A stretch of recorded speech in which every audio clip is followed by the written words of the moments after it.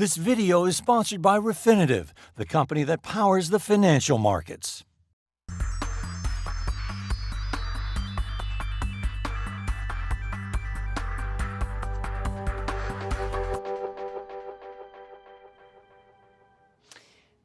Boeing reported results today, and surprise, surprise, the MAX 737 is still a huge problem for the company. Rob, their revenue is down, profit is down. What's going on? So again, it's all about the 737 MAX. That's their cash cow. And they're taking a lot of charges because the plane's been grounded almost a year now, since it had 2 accidents killing 346 people. The company thinks it's going to become, the FAA will approve it and it'll start flying again in the middle of the year. But the total cost, Boeing says now, of the grounding is estimated to be about double what it was, so almost $19 billion. $19 billion? Correct. So they keep moving the target, too, for this thing to start flying again. Is that correct? Well, they have, yeah. So under the former boss, initially they thought it would take a couple months, and then it was extended to the end of the year, and then it was extended again.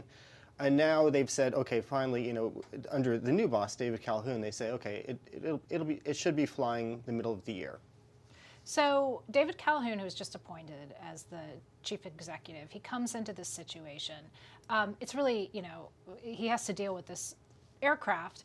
What are some of the things that he can do to kind of like make sure that the company keeps going? Yeah, the main thing is Boeing's culture. It was very much an engineering culture until several years ago. It became more financially focused. The board, for instance, reflects that. Most of the boardroom expertise is in financial things, not engineering. And also, there were these emails that came out a few weeks ago saying, like, this company is run by clowns and monkeys. So they need to focus on becoming more of an engineering culture. They can do that.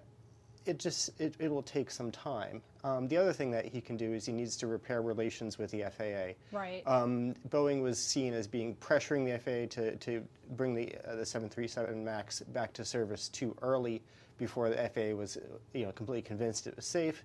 So that's harmed relationships there. So it needs to repair those. It also needs to work on relationship with customers. Because it's not very helpful to have an airplane kind of sitting there. These companies are counting on these planes to deliver passengers, and they're not getting them. Okay, so 2 points that I want to get at before we go. One is that, if I remember correctly, Boeing is still issuing a dividend. Is that still? Yeah, they're paying over $1 billion. They're paying $1 billion in quarter in dividend, over $1 billion in quarter in dividends.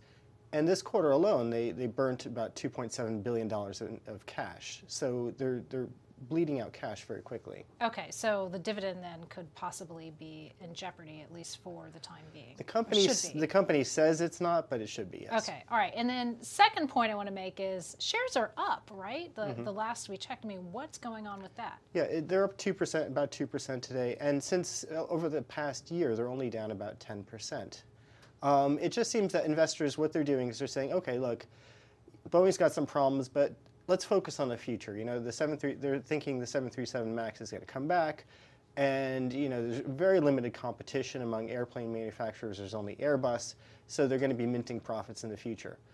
That's probably way too optimistic because we've seen so many delays in the past over 737 MAX, and with Boeing's culture, it's probably better to be safe than to just focus on the future. Yeah, okay, so probably 737 MAX is still going to be a big problem for a long time. Until it starts flying, I would not count on it. Okay, all right, thanks for that, Rob. Stay tuned tomorrow for more Breaking Views.